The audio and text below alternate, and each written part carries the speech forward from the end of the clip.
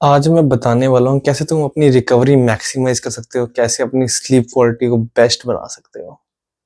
बस बहुत सिंपल चीजें करके तुम अपनी स्लीप क्वालिटी को नेक्स्ट लेवल पे ला सकते हो, बेबी स्लीप अचीव कर सकते हो। तो पहला पॉइंट आ गया कि जो तुम्हारा डिनर होता है तुम्हें उसमें और अपने सोने के टाइम में डिफरेंस क्रिएट करना है, कम से कम 3 घंटे का डिफरेंस। क्योंकि जब हम खाना खाते हैं तो हमारी बॉडी डाइजेस्ट करती है, तो उसमें बहुत हीट प्रोड्यूस होती है, हमारी बॉडी में बॉडी से हीट रिलीज होती है। तो हमें हमारी स्लीप के लिए वो अच्छी नहीं होती है वो हीट। तो अगर हम 3 घंटे पहले खाएंगे तो हमारी बॉडी तब तक डाइजेस्ट कर चुकी होगी खाना, तो फिर वो प्रॉब्लम क्रिएट नहीं होगी। मतलब ये टेस्ट कर रखा है बहुत लोगों ने कि जब वो खाना खा के सोते हैं तो उनकी स्लीप स्कोर गिर जाते हैं। जैसे उनपे वो होते हैं मेजर करने के लिए फिटनेस बैंड हो गया, जैसे वूप और फिटबिट एयर हो गया, या फिर वॉचेस से भी हो सकता है। सैमसंग और एप्पल की वॉच भी बहुत अच्छा मेजर करती है।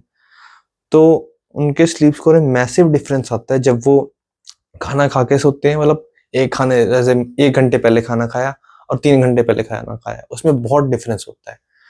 और तुम खुद भी ट्राई कर लेना, चाहिए एक दिन खाना खा के सोना, सुबह उठना तुम बिल्कुल फ्रेश फील नहीं करोगे, पर अगर तुम खाना पहले खा के फिर सोते हो तो फिर तुम बहुत अच्छा फील करोगे।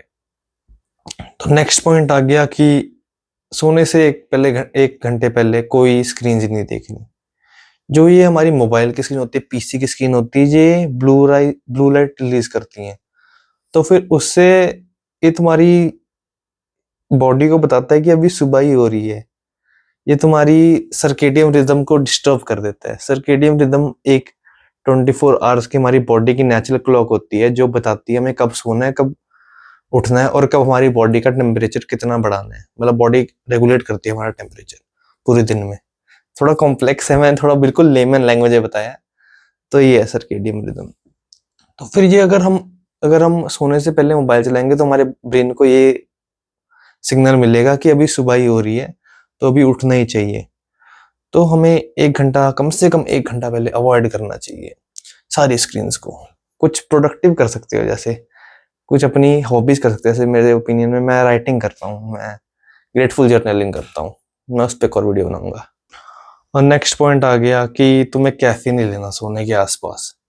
मतलब 6 घंटे पहले ही लेने हैं। मतलब उससे भी ज्यादा कर सकते हो तो उतना बेटर है, पर 6 घंटे कम से कम 6 घंटे पहले कैफीन लो। क्योंकि कैफीन तुम्हारी स्लीप को डिस्टर्ब करता है। वो स्टिमुलेंट है, वो उसका पर्पस है तुम्हें एनर्जी देना, पर तुम्हें जब सो रहे हो तुम्हें एनर्जी की जरूरत नहीं। और वो जगा के भी रखते हैं। पर कुछ लोगों पे कैफीन वर्क नहीं करती, पर वो अलग टॉपिक है।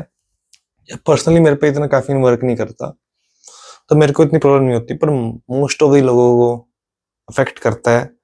तो कम से कम 6 घंटे पहले कोई कैफीन लोग, जैसे चाय कॉफी पीनी है, वो सोने से पहले थोड़ा दूर रखो उसे अपने बेड टाइम से। उतना तुम्हें अच्छा रिटर्न देगा वो, और तुम्हारी रिकवरी भी इंप्रूव होगी। और नेक्स्ट आ गया सेम टाइम पे सोना और सेम टाइम पे उठना।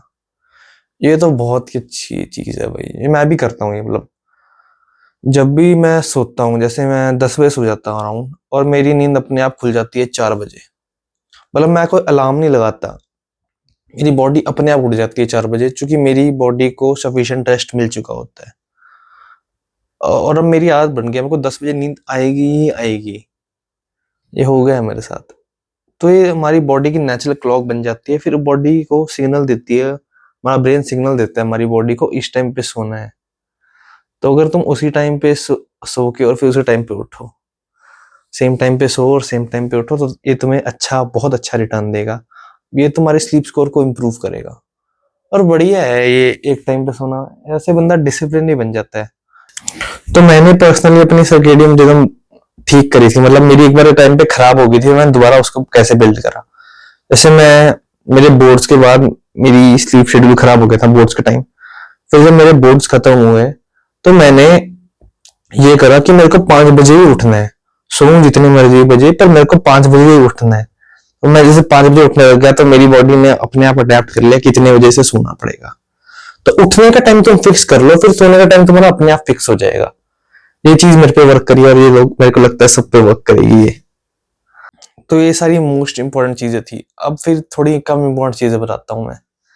एक ये नाइट मास्क बोलते, शायद इसे स्लीप मास्क बोलते हैं, इस पे इन्वेस्ट कर लो, अच्छी है, अच्छा है ये।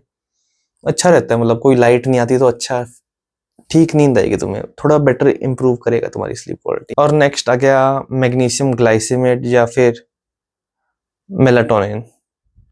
ये दोनों सप्लीमेंट्स हैं, मतलब मैग्नीशियम तो एक वो है, माइक्रोन्यूट्रिएंट है, और ये मेलाटोनिन एक हार्मोन है।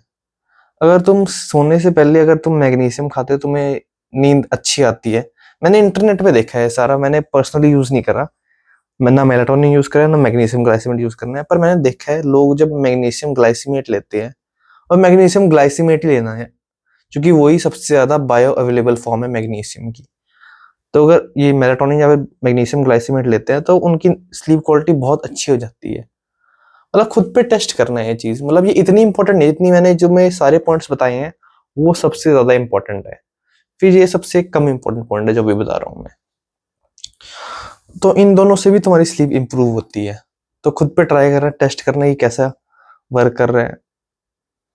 तो बस यही सारे पॉइंट्स थे जो तुम्हें हेल्प करेंगे बेबी स्लीप अचीव करने के लिए। तो बाय।